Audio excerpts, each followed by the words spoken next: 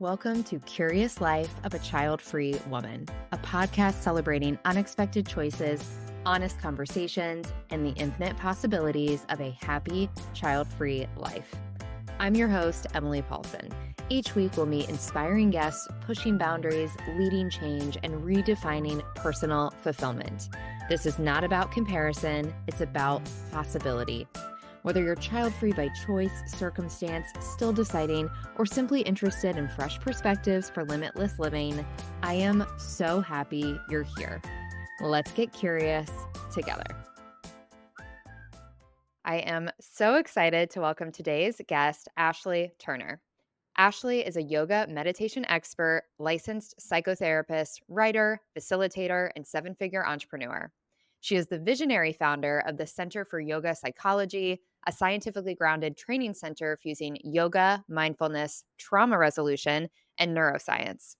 Ashley is also a sought-after speaker worldwide. She's been featured in the Washington Post, Shape, Self, Women's Health, Yoga Journal, Well and Good, and many, many more.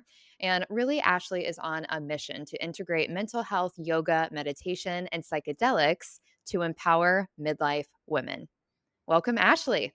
Thank you so much for having me, Emily. Thank you for being here.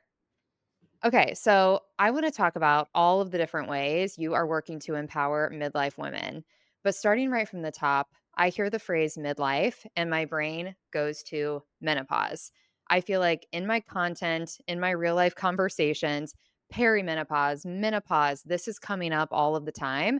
And I still think most of us don't really understand what that means or what that looks like. So, right from the jump, can you tell us at a high level, like what is perimenopause and menopause? Yeah, it's so important to just spread the word and define these terms because I know for myself, I just turned 50 and I had no understanding of this really. And I'm in the health and wellness industry. This is one of the reasons why I'm so passionate about it because menopause completely kicked my ass. Mm, And it's really floored me. And it's been the biggest transformation of my life over the last 2 years. And I was so ill prepared for it. And I was shocked. I'm a licensed psychotherapist. I've been in the yoga, mental health, wellness space for 25 years. And it's just crazy how little information there is out there. I mean, luckily things are changing and there is this big movement online, of menopause care and menopause education, but we're still just in the beginning stages of that. mhm, And perimenopause can start much earlier than we think.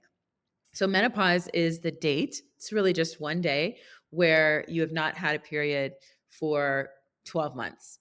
And so I'm mm, kind of in that 12-month phase right now.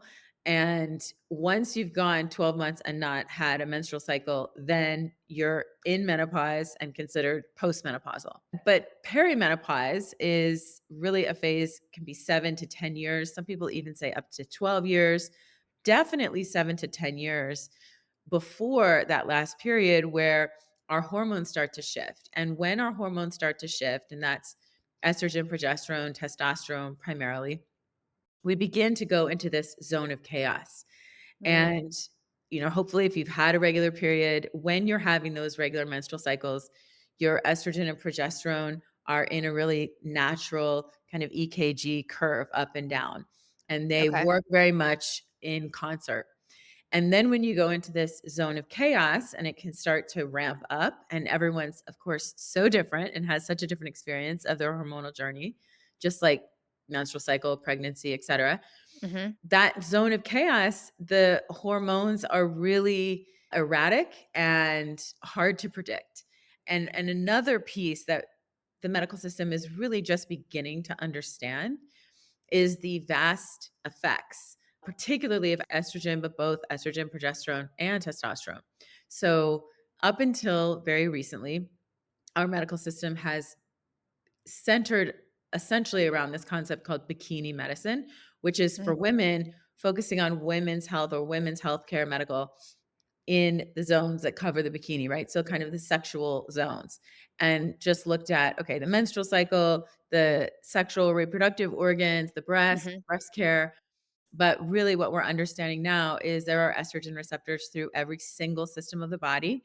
And estrogen and progesterone, estrogen especially, is required and governs so many functions in the body, the cardiovascular system, digestion, brain health. It's extremely important for our brain and cognition, mental health and mood, neurotransmitters. Again, our cardiovascular health, cholesterol, of course, musculoskeletal system, Mhm. genitourinary system and symptoms.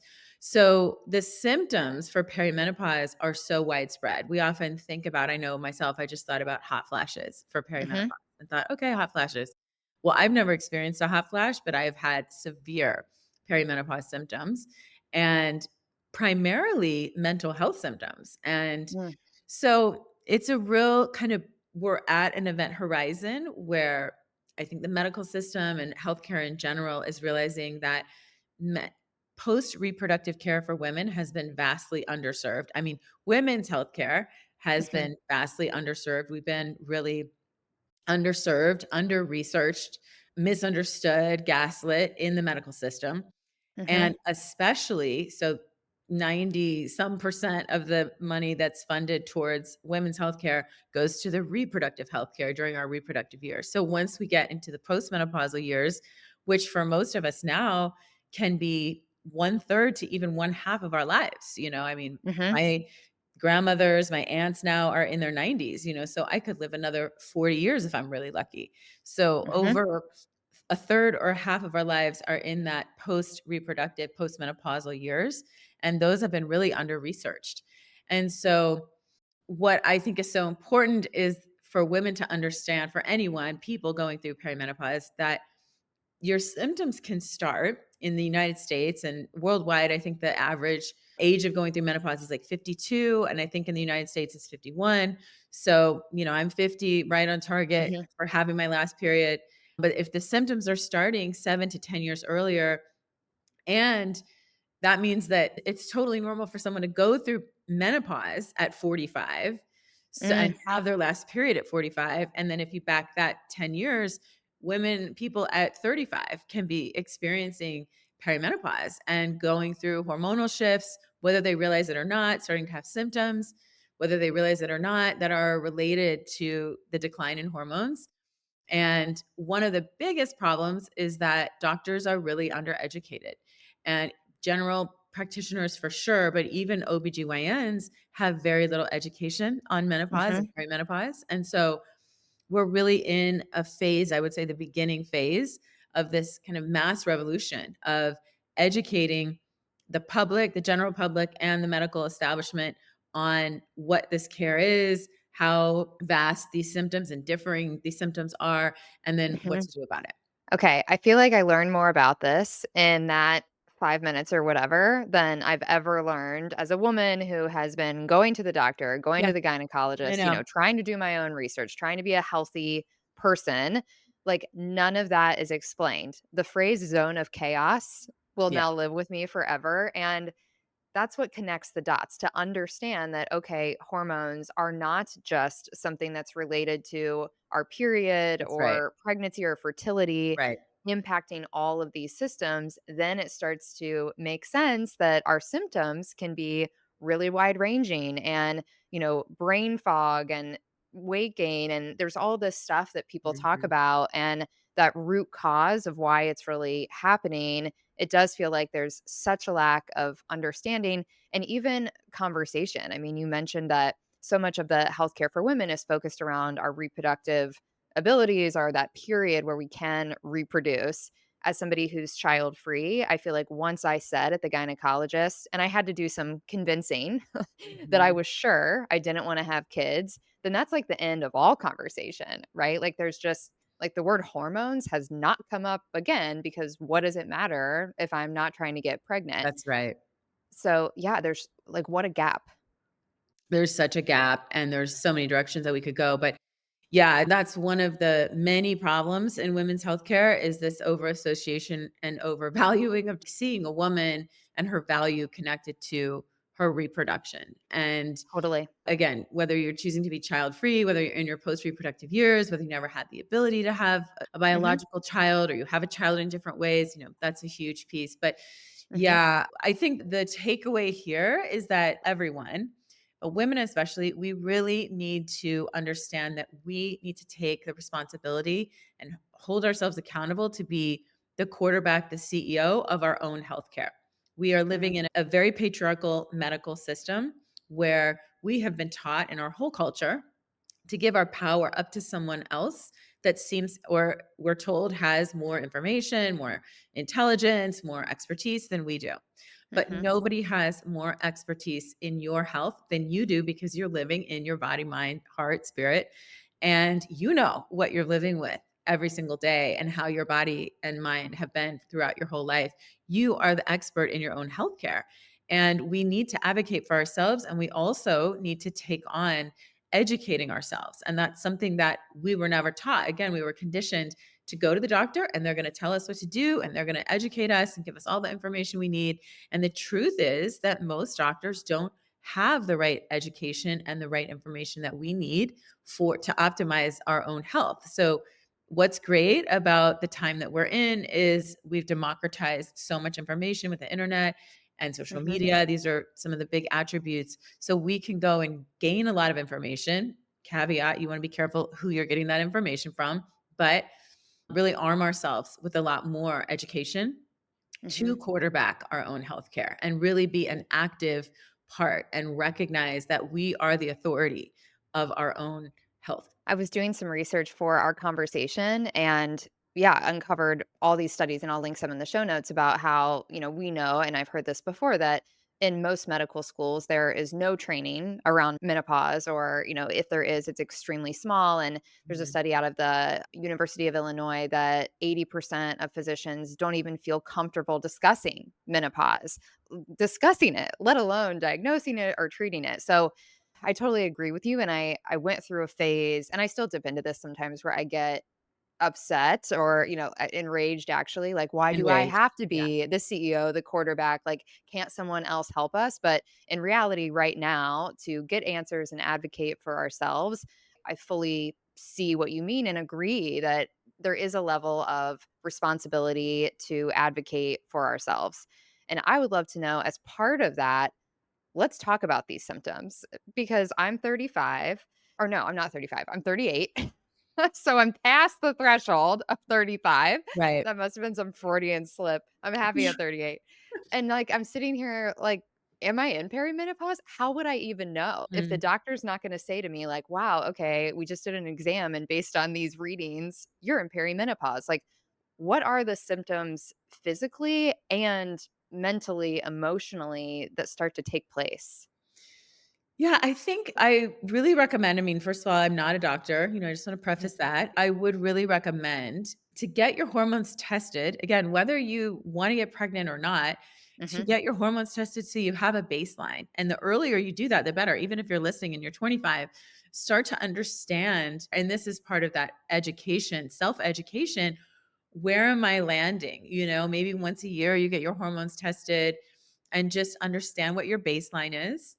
Mhm. And you probably also want to add in, maybe some micronutrients, start to look at your blood work so that you're optimizing your health and you're understanding where you are. And then, I was on a fertility journey for about 10 years. And so I did know that my FSH was going up, my LH was going down, and that it, indicates fertility. So I was a Okay. little on the earlier side than some. And my mom, I think, went through menopause like just a couple of years earlier, not like crazy early, but just to know, oh, that's a trend for me. Even at 40, 41, my fertility was really dropping. And so Mm. I luckily froze my eggs when I was 38 because I knew even when I froze my eggs, already my FSH and LH were not great, and so I Mhm. already knew that. So then get your blood tested, understand where you are, and then start to look for symptoms. The thing is, and by the way, many people go through perimenopause and have very little physical symptoms. And again, I want you all listening to think about it's not just physical symptoms. A lot of the symptoms can be mental, emotional health, cognition. And I want to add on to this the whole psychospiritual journey of Mm. perimenopause, which is that we really go through a metamorphosis. I just launched a 6-month mentorship for women going through perimenopause and menopause, because what I saw was this huge shift in my identity, who I am in the world, my ambition, and a real zone of chaos, even with that. And so that has thrown me down a really big journey, which has been amazing, of understanding the psycho-spiritual meaning and the medicine and the gifts of this transition. So much like adolescence is a huge Mhm. metamorphosis where we're moving from one form into another, from the girl into the woman, and matrescence, if one becomes a mother and moving into parenthood and the archetype of the mother. And by the way, of course, you carry the archetype of the mother, whether you have a child or not. And then what I would call, one of my teachers calls sage essence, of really moving into this. I don't even think it's quite yet crone energy. I think that's more in the elder years, but I think it's this queen, becoming your fullest, most empowered, activated, expressed self. And that is what happens in menopause. We really do awaken to a whole nother level of consciousness. So Mm. there's a whole psycho-spiritual journey as well. And that's what I'm really passionate about supporting people, women on. But yeah, get your hormones tested, understand where you are, and then start to track your periods, of course. So if your periods begin to become irregular, that's a really good sign that you Mhm. might be in the beginning stages. And there are different stages of perimenopause. And then start to just notice any symptoms that might arise. Maybe it's cognition, maybe it's mood. All of a sudden, you are kind of feeling a lack of enthusiasm, or you're not getting joy in the things that you used to. Maybe it is hot flashes. Maybe it's unexplained weight gain where you're doing the same exercise and diet and all of a sudden you're gaining weight, especially around the middle. Sleep issues are a huge thing, urinary tract infections, pain during sex, shifting sex drive. So there's just a Mhm. huge gamut. Frozen shoulder is a huge one, tinnitus or tinnitus, ringing in the ears, migraines. There's, like 70 different symptoms. There's a lot of symptoms that women are, going to their doctors with, and their doctors aren't educated. And so I realize now I did actually have a version of frozen shoulder. And I went to, an orthopedic practice. I was like, what's going on with my shoulder? And I got an MRI. And so there's a little tear in the tendon, and then it happened in the next shoulder. And I was like, this is so weird. Okay, I guess it's a yoga injury. And now looking back, I realized, oh, that was actually frozen shoulder. And that's what was happening. So Mm. look through the symptoms of perimenopause. Again, there's like Mhm. over 70, and it's not just physical. Consider the mental, emotional as well, Mhm. and educate yourself on that so you can start to look out for any of those shifts. But starting the earlier the better, with Mm. optimizing your blood work, supplements, nutrition, up leveling your fitness now in preparation, even if you're not experiencing symptoms, in preparation, because this is where you can really get ahead of it and, Mm. build more muscle strength, up your fitness, so that when those hormones start to shift, there is naturally decline in muscle. There's naturally a shift in body composition. You're already ahead of the game there, and your lifestyle choices are already supporting you in that perimenopause journey. Oh my gosh. This is crazy. Like over 70 symptoms. I'm already thinking of things that I've said to a doctor or that I've talked to friends about. And it's like, yeah, that's so weird. Like I've never had migraines before or, these things. And I'm like, oh my God, it's probably on the list. Yeah. So I have so much research to do. And multiple people have told me that I need to get my hormones tested to do a baseline. So I'm Yeah. taking that advice Yeah. ASAP. And I wanna go back to the spiritual piece of this and kind of thinking about the bright side. I want to explore Yeah. this metamorphosis that you Exactly. talked about. But even before we get there, I love what you just said about preparing. So tell me more about that. Like for those of us who maybe we're already in perimenopause or we know that we're on the precipice of that, like can we prepare? What should we be thinking about now just to either set ourselves up physically or mentally and emotionally to Yeah. kind of enter this chapter.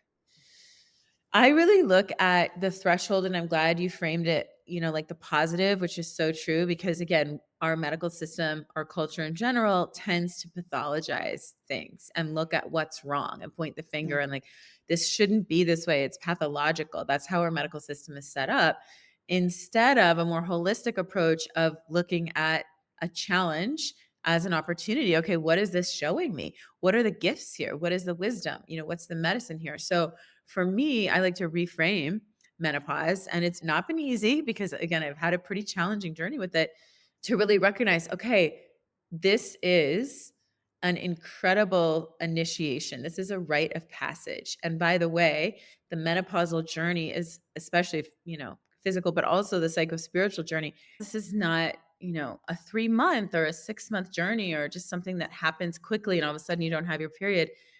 This is a real process, and this is a real reorientation to the feminine principle, the yin way of being, which is things are cyclical, they are not linear.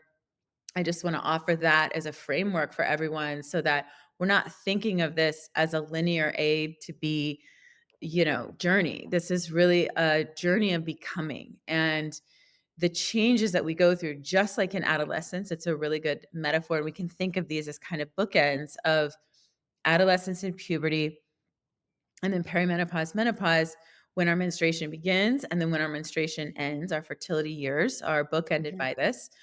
These are huge, radical shifts in our whole being. So if you think of the shifts that a young woman, a young girl is going through at 12, 13, becoming that menstruating woman. And my niece is right at the stage. So I think of her and, she's literally going from becoming a girl and sort of this really innocent, naive, maybe there's a sweetness Mhm. into that hormonal zone of chaos and some really radical ups and downs and emotional ups and downs, which can last a couple of years before Mhm. things kind of steady out. And they are really experiencing a new identity, a new perception, a new worldview, a new way of relating to the world. Now they're coming into their sexuality, among other things. And the same is true in this the sage essence of becoming a menopausal woman, becoming, I would call it an elder woman, really stepping into our wisdom and I believe our greatest power. One of my teachers, Alexander Pope, talks about menopause as the great awakening, that this is an awakening of our greatest power and our greatest wisdom. So, just to think of this as a becoming, and this is in many ways, it can bring up, if you're open to that journey. And I believe doing that inner work is what breeds the wisdom that we end up with, is to really question a lot of things. And this happens for many women in perimenopause where we start questioning so many things in our life. Is this really what I want? Is this really the relationship that I want, the partnership that I want, the life that I want? Is this where I Mm. want to live? What kind of career? All of a sudden, the career might not fit in the same way, or the relationship doesn't fit in the same way because you're changing so much. Maybe it's a truth serum and you're becoming more authentic and more aligned. There's a lot more to be said about that with the hormonal changes because estrogen is a hormone of nurturing. And Mm. naturally, of course, we need this in our mothering. And again, whether you have children or not, we're mothering in the world. But when Yes. that estrogen declines, we have less psychological impetus to be so connected to others. When we're out of our reproductive years, we are naturally more sovereign and more independent because we're not looking for a partner. And I'm talking just sheer biologically. Like if we're Mhm. looking for a partner to have a child with or someone who's going to be a good provider, we defer other aspects because those things are online and they're sort of taking precedence. And a lot of this is unconscious. And then when we Mhm. go through this menopausal, and again, I'm looking at this from a more depth psychological perspective, when we go through those menopausal years, we have less inclination. We don't care what other people think as much. A lot of people say, I don't give, I have zero F's to give, right? Mhm. And that's a common thing. And that's not necessarily a bad thing. That's a good thing. And for many of us, we've been so conditioned to put ourselves last that when we get to this phase, the work is really to start putting ourselves first and reacclimate and rediscover who is that most authentic self and who wants to step into their fullest power, voice, boundaries, and their mission in the world. So I really believe this is one of the greatest opportunities for us to rise into our fullest power as women, as people going through menopause. I love the reframe of this really being about becoming and stepping into that power, which makes me want to do it versus get through it. And that feels horrible anyway, because what if I'm trying to rush through menopause, then when I'm 80, like this is such a huge, well, I mean, you shared that menopause itself, which I didn't know is actually more of a finite thing. But when we put together perimenopause, menopause, postmenopausal, this Mhm. is such a huge chapter of our life. I want to Yes. embrace it. And I like the deep dive into the biological reasoning for these things because, yeah, like we hear culturally, Oprah gets interviewed when she turns 50 or 60, and it's like zero F's given. This is kind of the rhetoric. And I think people just think, well, women get to a point where they're just tired of acquiescing Yeah. to everyone else's demands or ideas or putting themselves last. But no, there's actually a biological change or shift happening, and what you just described with that period of life where we are seeking a partner even if we're not realizing that, or that reproductive conversation. To me, if there's this whole season where those things become less important and we do have time and space, again maybe subconsciously, to think about ourselves, then there has to be a reason, right? Like this isn't just like Yeah, culturally we menopause all is get not a tired. mistake, yeah. Yeah, yeah, like, I mean, this isn't women just being like, "I'm over it, I'm doing me now." Like, Mm. there's a reason that we are created this way, right? Like, as people, so let's explore that and embrace that and use that to our advantage.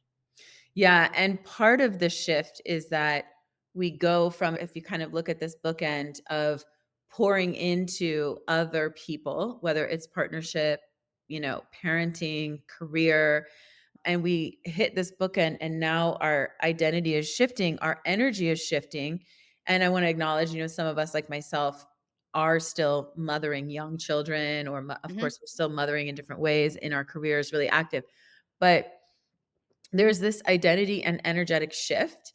And so when you look at some of the more holistic approaches, Ayurveda or Chinese medicine, this shift into menopause is a turning inward instead of the menstrual energy and our Shakti or our prana, our power as women going out with, so much of it is during those reproductive years focused on, menstruating. So ovulation, mhm, whether we get pregnant, then pregnancy, birth, or the menstruating, releasing that uterine lining and the energy and the consciousness actually that goes with it. When we get into those postmenopausal years, it's almost like a recycling. And now we have access to all of that energy. And it's just internalized and cycling back inward instead of either pouring out through our reproduction or pouring out through our nurturing in a different way, to all these other things or beings or, career.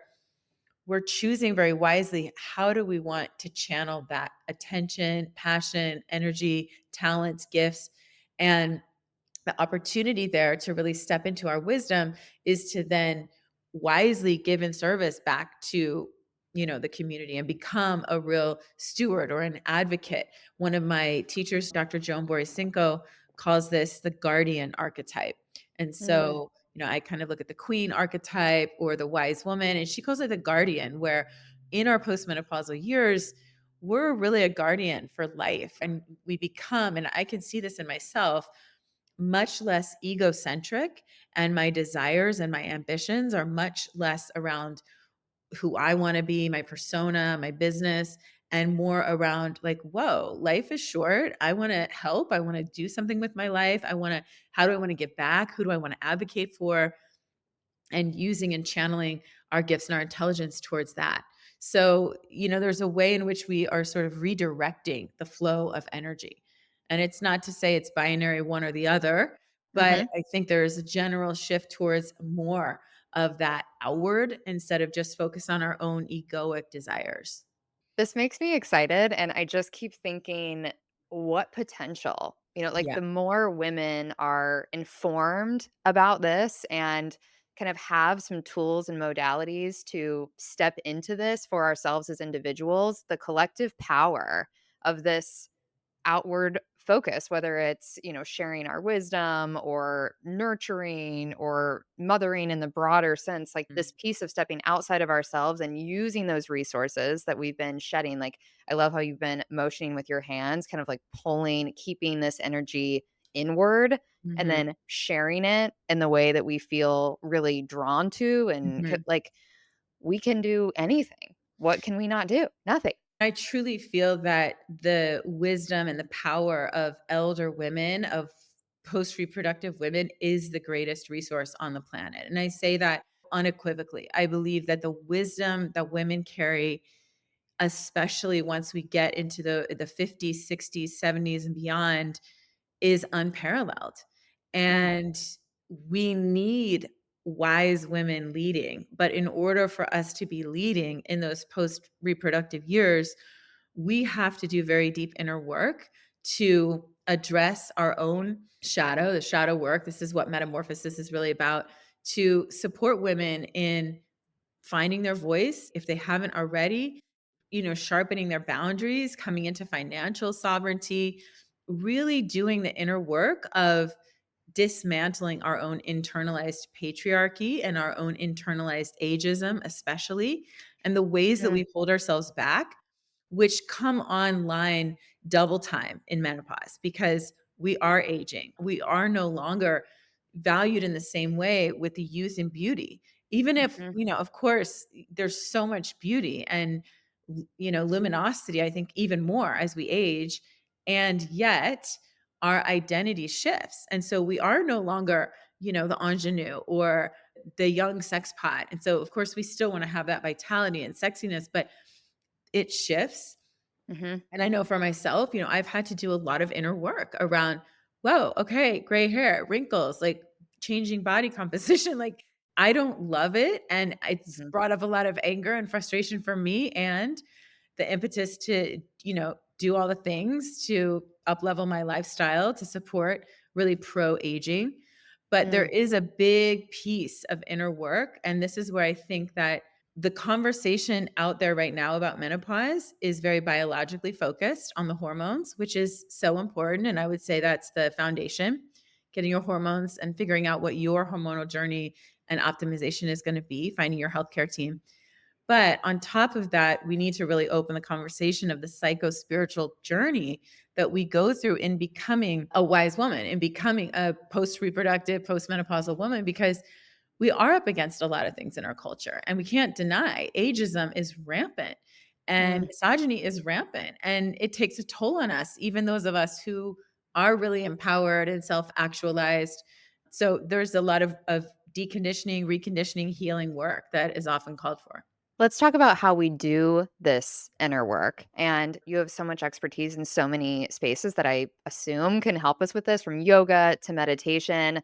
I also really want to talk about psychedelics and your work with this, how you bring this into the equation. So, coming through this lens of how do we do that? How do we start to decondition these things that we're afraid of or that society is putting on us? Well, thank you. I'd love to just circle back to your statement a little while ago about how can we prepare?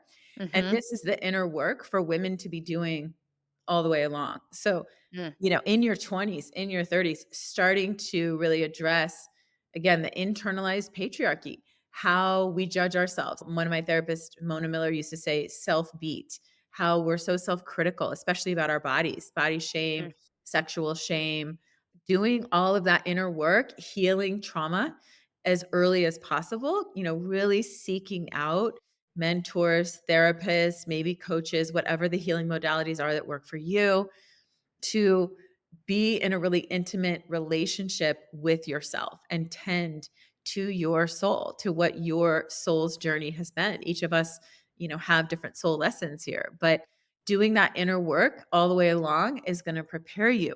Also, for those of you who are not yet postmenopausal, practicing menstruality and menstruation awareness and really living mm. in a cyclical way and honoring your menstrual cycle, because we go through this natural entire cycle, ebb and flow, every single month. And so when we can begin to shape our lives around this lunar cycle and shape our psyches around that and realize there's a week of the year in menstruation and premenstrual and menstruation where it's really the tide is out. There's a lower energy, it's tuning in, it's being quiet, it's nurturing yourself, healing, releasing, doing that inner work. Then the follicular phase when we're approaching ovulation, the second week of your cycle is really that building that's starting to flourish. You might feel a little more external. Our whole fitness routine. Actually, this is a huge trend in the fitness world right now of really starting to adapt your fitness and nutrition based on cyclical awareness, which is so great, your Mm, menstrual cycle awareness. So, that's having a amazing. different kind of workout, doing more cardio, starting to build up to that ovulation, eating really nourishing foods, to nourish if you're, the metaphor of the egg that's ripening, right, for ovulation. At ovulation, we are at our most magnetic. It's where we can often feel, of course, the most sexual, the most turned on, not just sexually, but in our lives. Great Mhm, time to give presentations, to be out in the world, to make deals, to be more external. And then once ovulation hits, we start the luteal phase, which is the waning of the moon, like from the full moon to the waning moon. And again, that's just starting to, clear things out, clean things up, tidy up if there's loose ends tied up, mhm, and that internal pivot in preparation for menstruation. So, practicing menstrual cycle awareness, practicing cyclical, doing your own inner work all the way along. So that when we get to menopause, mhm, we have a lot of those tools. We've done a lot of that inner work. Now, I would still say, because I was practicing menstrual cycle awareness and doing a lot of inner work my whole life, menopause still kicked my ass. And it was such a reckoning of places that I thought I had done the work, but I really hadn't. mhm, And as you mentioned, one of the things for me that's been, I mean, the most helpful has been working with psychedelics. mm. And I've been working with them for 25 years. I'm not sort of new on that bandwagon, but I'll just back up and say, the pillars of fitness, nutrition, yoga, meditation, therapy, those have all been in place. And they've all been in place, sort of like 80%. And now with Mhm. menopause, it's like, oh, I really have to up my game. I really have to pay more attention to the details. I really have to take everything up a notch. And Okay. with the inner psychological journey, the psychedelics have been really helpful for me in the last couple of years. And so it's also a piece that I work in my private practice as well. Now I'm really leaning into primarily working with women in midlife, 30s, 40s, 50s to really address some of these things because worth and self-worth and confidence is really at the core of most all of our issues. And so that's like my primary focus right now is around worth and confidence and perhaps going back and reconciling, healing if there's core wounds, we all have core wounds, traumas, and really getting clear and trusting that your authentic self, who you're meant to be, is perfect. It is enough what you want in the world. Thank you for your candidness, honestly, on the fact that even as someone who has understood these modalities and been, Right. had a fitness practice, a wellness practice, and been doing the work internally, externally for years, that menopause was still a kick in the ass. Because, yeah, sometimes I think it's hard. Like, I'm not trying to set any crazy expectations or prepare my way to have zero problems, for the next 50 years. And it's like, well, what is enough? I don't know. This is probably one of those things that there's just no way of knowing. I can be lifting Yeah. weights and eating kale and, talking to my therapist and all that stuff. And then, like, that doesn't mean that it's not going to be rocky and unpredictably rocky. Right. So I appreciate you sharing that and just normalizing that, let's prepare and think about these things as much as we can and also accept that we'll probably need new types of support along the way. And tell me more about psychedelics specifically. I'm so intrigued by this. I think partially I went to school in the 90s and the DARE program, Yeah. like, worked. Like, I So was, like, strong. Yeah. afraid of drugs. I hear the word psychedelics and I think, is that the stuff in those, like, LSD scare tactic movies they used to show us? What does this actually look like? Like, the understanding that we struggle with self-worth and embracing our authentic self confidently, it's like there's that on one side of my brain, and then there's, like, party drugs, psychedelics on the other side of my brain. Like, how do those 2 things come together? Yeah, that's a great question. The work of psychedelics was there was so much scientific research being done in even the 50s, but definitely the 60s, early 70s, through the 70s. And then I think it was Nixon who I don't know the exact year, scheduled many of these as Schedule One drugs. And so they became illegal and, really severe consequences, legal Mm, consequences, mhm. imprisonment. And so most scientific study was stopped on them, but they had shown, MDMA, psilocybin, even LSD had been shown up until that point to be really effective in working with psychology, therapy, trauma, couples work, PTSD, very promising. And so then so much of the scientific research was shut down and Mm. only just recently has begun to, come back through and realize that the psychedelics are in many ways, and they're not for everyone. Let me just preface it by saying, like anything, it's not for everyone. But much psychedelic work has proven to be more effective scientifically, especially for treatment resistant depression, treatment resistant PTSD. And so there's a lot of opportunity. And I come from the yoga world, as you mentioned, and we look at the chakra system. We have 7 chakras. The 6th chakra is our third eye, and essentially it's our way of perception, cognition, and there's a different food for each chakra that really activates and helps balance that chakra. The food for the third eye is entheogens, which is psychedelics. So even Mm. like all the way back, and there's a lot of thought that things like yoga, even acupuncture, some of these things were channeled with people doing psychedelic, psychotropic plant medicines of all kinds. All different traditions have had so many different kinds of plant medicines that can help us open these doorways of perception and Mm. activate our brain in a certain way to perceive things that are in the non-visible, non-linear world, but in the energetic world. So, psychedelics, I think, are really helpful and powerful to, each one has different medicine, different qualities, and different attributes, that different clinical purposes that you might use it for, Mhm. depending on, what you're looking for. For example, MDMA is considered an empathogen. It's certain medicines are really helpful to open the heart and help us become more empathic. One of the things that many of them do is work in the neuroscience of what's called our default mode network in the brain. The default mode network in the physical brain is the part of our brain that governs our self-referential thoughts, like how we conceive of things based on me, I, me, mine. Psychedelics can help release that. So all of a sudden we can see, it's easier to see things from another person's perspective. We're not Mm. just looking through our own. So, for example, you might use psychedelics and go back and explore a traumatic event in your life and be able to see it from a different perspective. Maybe your parents' divorce, maybe even abuse, and be able to open your lens to look from another angle and have it and help you integrate that experience, looking at it in a different way and reframe it. That's one Mm. example. But also, different psychedelics are really helpful to, especially in the relational field of, again, being able to see from a different person's perspective, but also soften your defenses and really bypass your defense structures to be able to connect and be more attuned to someone else. It's been really helpful in my partnership. It's definitely, I think, saved my partnership. My husband and I would say, it saved us many times. And even still, it just for us to be able to melt those resentments and defenses and really come back to each other with a greater understanding and compassion. That's beautiful. Do you Yeah. do psychedelics together? Like, do you do a joint experience? We do MDMA therapy together, not often, a couple times a year. Mhm. And it's with a facilitator.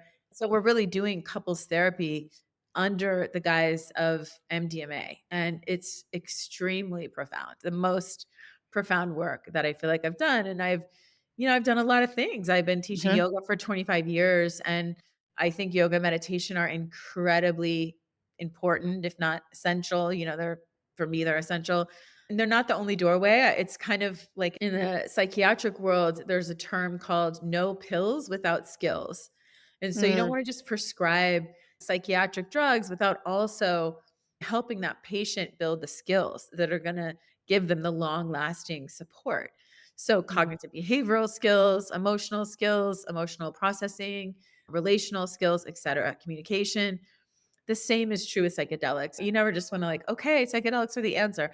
You really have to be doing that inner work as well. And of course, integration is so important, but building the skills, skill building to support the awareness and the aha moments that you might have and the breakthroughs that you have. I could see where that would be essential. I mean, on the one hand, we think we want these big breakthroughs and kind of abolish these limiting beliefs and open up our mind to some of these things. But I also think it's scary to go to that level of awareness. So, like, what do you do when you get there and you've never actually been there before? So that makes so much sense. All the supporting tools and support that are needed. That's why, there's a term called set and setting, and you really wanna make sure that you are in a contained environment, very safe Mhm, environment, working with a facilitator. That's the difference between just doing recreational drugs. You kind of asked mhm, about that in the beginning. mhm, And doing recreational drugs without an intention, without a purpose. I'm not saying never do that, but the therapeutic benefits really come from the integration, the facilitation, working with a really skilled facilitator and being held and being guided and having someone mhm, also hold you accountable. And mm, then I think the integration on the front and back end as far as preparation for it, but also the integration afterwards. So you have at least several sessions where you're working with that person. They're bringing you back, they're tethering you back to like, this was your, remember you had this aha, remember, you made mhm. this claim or, helping you reframe and connect the dots. I think that's really important too.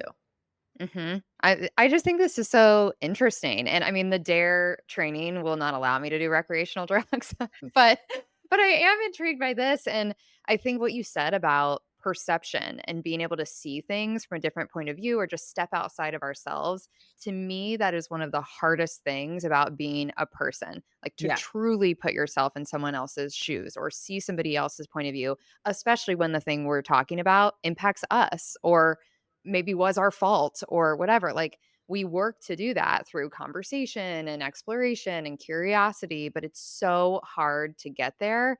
So I don't know. I just feel like this is such a fascinating tool in a toolbox of many other things. And Yeah. as you said, not that it's right for every person or every situation, but I think it's amazing that you have been in this space for a long time and that you understand it so well. Where do you see this going? Like, obviously, this is part of your practice personally, and you do this with other people, right? Like, are you a facilitator of Yeah, this? I do Okay. facilitate. So right now, ketamine is the only psychedelic that's legal, although psilocybin is in Oregon and Colorado.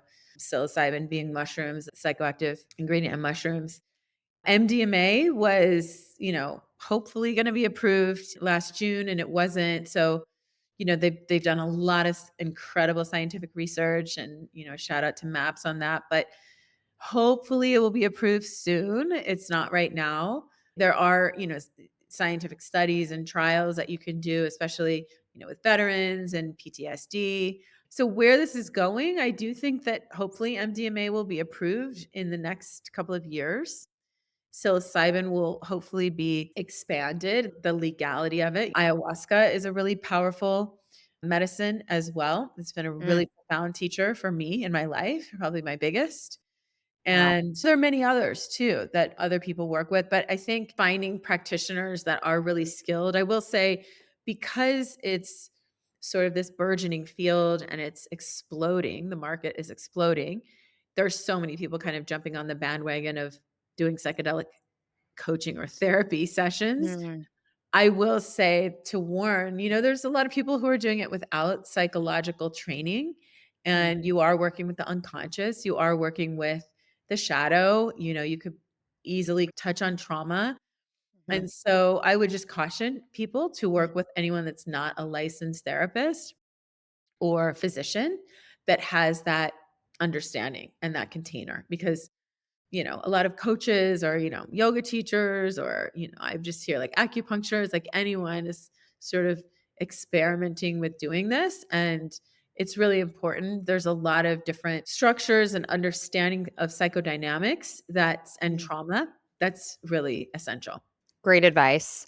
Yeah. Yeah, for the psychedelic piece, really everything we've talked about today, understanding our hormone health, what's going on with our individual bodies, like this stuff is personal. And even if it's on us to find the partners, it's worth finding partners and a support team who Yeah. listens to us and knows what they're doing and kind of checks all those boxes. Yeah. Exactly. Exactly. Okay, well, I could talk to you forever. I still have like 1,000 questions, but I will not do that. So let's regroup on the overarching purpose behind all of these amazing modalities that you are teaching and supporting with and helping women through. I feel like this idea, like we said in the beginning, of really empowering women, particularly midlife women, but there's so much empowerment in this education for women, no matter what age you are. Yeah. So, as we start to close, if you had one kind of straightforward, either daily practice or mindset shift or something that you would like to leave us with that can help us as women sitting here listening, whatever we're doing right now, what can we embrace in our lives today to just step closer to that personal empowerment a little bit more? I would say, connecting whatever practice is going to connect you to yourself. That again, our culture, but especially as women, we've been so conditioned to give our power up to someone else, some other source of authority and validation. So much of our work is pulling back all of those cords, those energies, all of our attention to really root down into our own inner truth. So, those practices are going to be different for each one of us. I know for me, what helps me feel the most centered and connected and tuned in and listening and able to hear my authentic self, definitely exercise, in and through the body, like any way that you can get into the body and be able to really listen. So, yoga is a great practice for that. It could be fitness. I think nature is a really good practice of connecting through your body, whatever way that is for you, getting out in nature. Mhm. Solitude is really important. We're so inundated with social media and all of this just constant noise that it can be really hard to hear ourselves think and hear what is our truth. And when you have that quiet time, so solitude doesn't mean you're having your coffee, but you're looking at Instagram, or Mhm. even journaling. It's really just maybe it's 5 minutes a day of being with yourself, not doing. And so just sitting, I've been walking and for so long I was listening to podcasts walking. And then Mhm. I started just walking without my phone, not even taking it with me, which was so amazing because, the impulse to just check it or look at this or do that. Mhm. And so I've just been walking around my neighborhood without my phone. And I realized like the movement and the being in nature and the breathing really clears my head and I get downloads in that. Mm. So any practice that, do some experimentation, find out what that is for you. It probably has something to do with your body, your breath, and nature. Spend time every day doing that and really love yourself, appreciate yourself, give yourself compassion no matter what you're going through, where you are. We're all perfectly imperfect. Really working that self love muscle is, I think, the most important thing in our lives. Beautiful advice, all of it. I am taking all of that to heart, and I especially love that last piece. So, Ashley, for everyone listening who would love to learn even more from you and connect with you, tell me where people can find you. I think the best place is probably Instagram. I'm not on there every day, but Good for Instagram you. has all my links, in the link in bio. And then you can also just email us info@ashleyturner.org. If you're interested in any of this, please just email me and we'll get back to you. Yeah, I have my 6 month metamorphosis menopause mentorship. I have a membership, a yoga, meditation, holistic mental health monthly membership that's really reasonable. And then private therapy and coaching as well. And then retreats too. So yeah, I would love to connect with you. Thank you so much for this. This has been such an incredibly powerful conversation. Thank you so much for sharing with us. Thank you for listening to Curious Life of a Child Free Woman. I did not really get this until I became a podcast host, but if you enjoyed today's episode, please subscribe, rate, and consider taking 2 minutes to leave a review on your favorite podcast platform. Turns out it really does make a difference.